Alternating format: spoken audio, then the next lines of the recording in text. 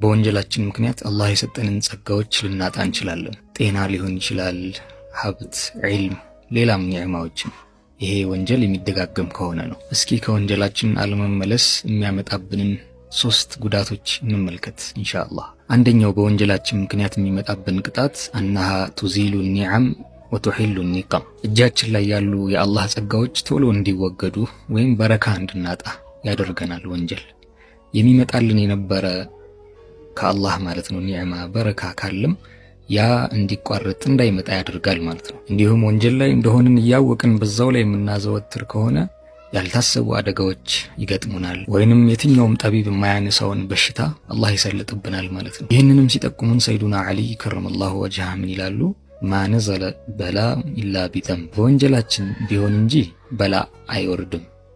እንዲሁም ደግሞ ይሄ በላ አይነሳም እኛ ወደ አላህ ስንመለስ ቢሆን እንጂ። አላህም በቅዱስ ቃሉ አንድም ሙሲባ እኮ እናንተን አይነካችሁም ፈቢማ ከሰበት አይዲኩም፣ በከሰባችሁት ባስገኛችሁት ወንጀል ቢሆን እንጂ። አንድ ዓሊምም እጃችን ላይ ያለን ጸጋን ከወንጀል በመቆጠብ እንድንጠብቅ እንዲህ ይላሉ፣ ኢዛ ኩንተ ፊ ኒዕመቲን ፈርዐሃ ፈኢነል መዓሲ ቱዚሉ ኒዓም። ወንጀል ጸጋዎችን የምታሸሽናትና በአላህ ኒዕማ ላይ ከሆንክ ከወንጀል በመቆጠብ ጠብቃት። ወሳፊር ቢቀልቢከ በይነል ወራ ሊቱብሲረ አታረ መን ቀድ ዘለም። ያለፉትንም ህዝቦች አስተውል፣ አላህ በወንጀላቸው ምክንያት እንዴት አድርጎ እንዳጠፋቸው ጸጋቸውንም እንደነጠቃቸው።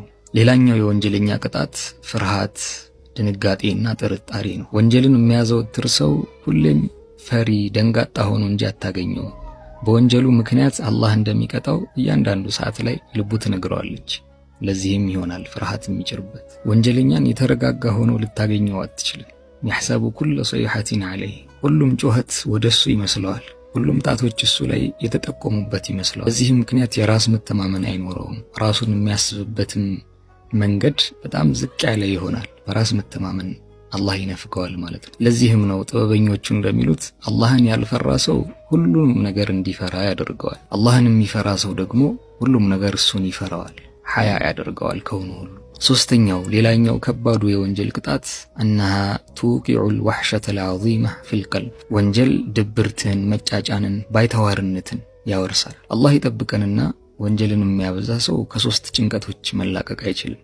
ከሱና ከፈጣሪው መሃል ወሕሻ አለበት። እንዲሁም ከሱና በሰዎች መካከል የፈለገ በሰዎች ቢከበብ፣ ጓደኞች ቢኖሩት፣ ቤተሰብ መሃል ቢኖር ብቸኝነት ይሰማዋል። ከራሱ ከነፍሱ ጋር ብቻውን ሲቀመጥም ጭርታው የሚወገድ አይሆንም፣ ብቸኛ ይሆናል። ይህም የሆነው አላህን በመገዛት በመልካም ስራዎች ውስጥ ቁርአን በመቅራት ሊሆን ይችላል። ሶላት ዐለ ነቢ፣ አዝካር ውስጥ ያሉ ብርሃን ወደሱ ቀልብ ስለማይደርሱ ነው። አላ ቢዚክሪላሂ ተጥመኢኑል ቁሉብ ብሎን ነበር ጌታችን አላህ።